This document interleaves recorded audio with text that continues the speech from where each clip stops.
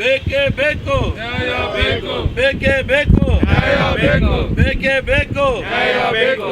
ನಮ್ಮ 3 ಕೋರಿಕೆಗಳನ್ನು ಈಡೇರಿಸಬೇಕು.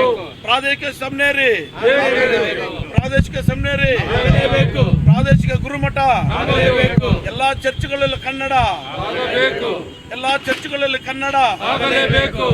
ಕನ್ನಡ ಧರ್ಮಗುರುಗಳನ್ನ, ನೇಮಿಸಬೇಕು, ಕನ್ನಡ ಧರ್ಮಗುರುಗಳನ್ನ ನೇಮಿಸಲೇಬೇಕು. ಸರ್, ಇಂದಿನ ಈ ನಮ್ಮ ಕ್ರೈಸ್ತರ ಹೋರಾಟ ಸುಮಾರು 70-80 ವರ್ಷಗಳ ಹೋರಾಟ. ನಮ್ಮ ಬೇಡಿಕೆಗಳು ಈವರೆಗೂ ಈಡೇರಿಲ್ಲ. ಅದರ ಪ್ರಯುಕ್ತವಾಗಿ ನಾವು ಈ ಒಂದು ಹೋರಾಟವನ್ನು ಹಮ್ಮಿಕೊಳ್ಳಲಾಗಿತ್ತು.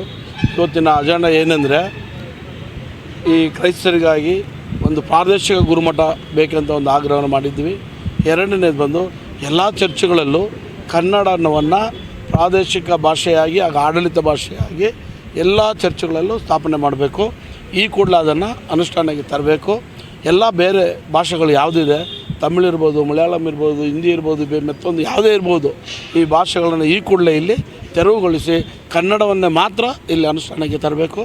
ಮೂರನೇದು, ಕನ್ನಡ ಧರ್ಮಗುರುಗಳನ್ನು ಧರ್ಮಪೀಠದ ಅಧಿಕಾರಿಗಳಾಗಿ ನೇಮಿಸಬೇಕೆಂದು ಇಡೀ ಕರ್ನಾಟಕ ಇರುವಂಥ ಎಲ್ಲ ಪ್ರಾಂತ್ಯಗಳಲ್ಲೂ ಕನ್ನಡ ಧರ್ಮಗುರುಗಳನ್ನೇ ಪೀಠಾಧಿಕಾರಿಗಳಾಗಿ, ಧರ್ಮಾಧ್ಯಕ್ಷರನ್ನಾಗಿ, ಬಿಷಪ್ಗಳಾಗಿ ನೇಮಿಸಬೇಕೆಂದು ನಮ್ಮ ಆಗ್ರಹ. ಅದಕ್ಕೆ ಸಾವಿರಾರು ಮಂದಿ ಇವತ್ತು ಬಂದು ನಮ್ಮ ಈ ಒಂದು ಏನು ನಮ್ಮ ಸಂಘ ಇದೆ, ನಮ್ಮ ಸಂಘದಕ್ಕೆ ಎಲ್ಲರೂ ಬೆಂಬಲವಾಗಿ ನಿಂತು ಇದು ಒಂದು ಇವತ್ತಿನ ಒಂದು ಹೋರಾಟ ಶಾಂತಿಯುತವಾಗಿರ್ಬೋದು. ಆದರೆ ಮುಂದಿನ ಹೋರಾಟಗಳು ಉಗ್ರವಾಗಿ ರೂಪವನ್ನು ತಾಳ್ತೈತೆ.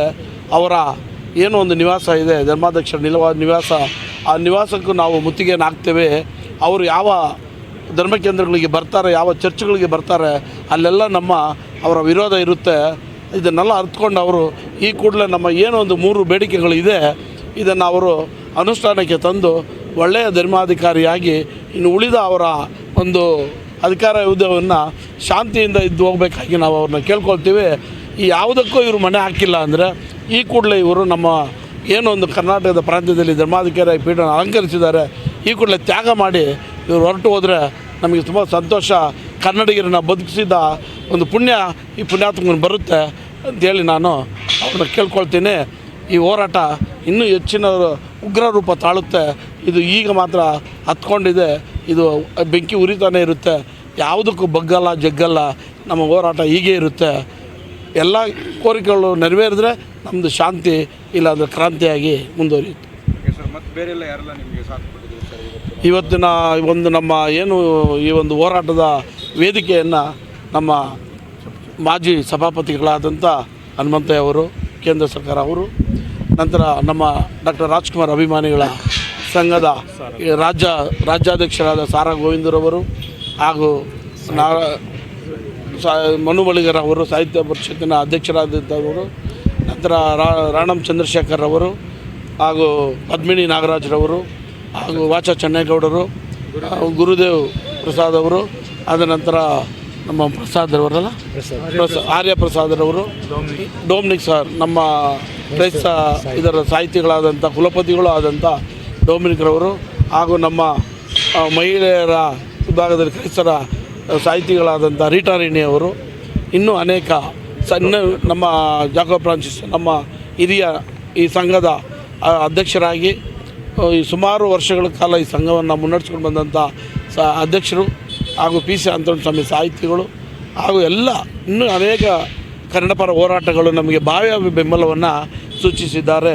ಈಗಾಗಲೇ ಅನೇಕ ಮೈಸೂರಿಂದ, ಬಳ್ಳಾರಿಯಿಂದ, ಕೋಲಾರ, ಶಿವಮೊಗ್ಗ, ತುಮಕೂರು, ಇಡೀ ರಾಜ್ಯದಿಂದ ಇಲ್ಲಿಗೆ ಬಂದು ನಮಗೆ ಬೆಂಬಲವನ್ನು ಸೂಚಿಸಿದ್ದಾರೆ. ಈ ಬೆಂಬಲ ಇನ್ನೂ ಹೆಚ್ಚಾಗಿ ನೀಡ್ತಾರೆ. ನಮಗೆ ಸಾರಾ ಗೋವಿಂದವರು ಈಗಾಗಲೇ ಕರೆ ಕೊಟ್ಟಿದ್ದಾರೆ. ಎಲ್ಲ ಬಂದಂಥ ಎಲ್ಲ ಮುಖ್ಯ ಅತಿಥಿಗಳು ಕರೆ ಕೊಟ್ಟಿದ್ದಾರೆ. ಇಲ್ಲಿ ನಮ್ಮ ಹೋರಾಟ ಅಲ್ಲ, ಧರ್ಮಾಧ್ಯಕ್ಷರ ನಿವಾಸದಲ್ಲಿ ನಮ್ಮ ಹೋರಾಟವನ್ನು ಹಮ್ಮಿಕೊಳ್ಬೇಕು. ನಾವು ಬೆಂಬಲವನ್ನು ಕೊಡ್ತೇವೆ. ಮುಖ್ಯದನ್ನು ನಾವು ನೋಡ್ಕೊಳ್ಳೋಣ, ಕಾನೂನು ರೀತಿಯಲ್ಲಿ ಬಂದರೆ ನಾವು ನೋಡ್ಕೊಳ್ಳೋಣ ಅಂತ ಹೇಳಿದ್ದಾರೆ. ಅದಕ್ಕೂ ನಾವು ತಯಾರಾಗಿದ್ದೇವೆ.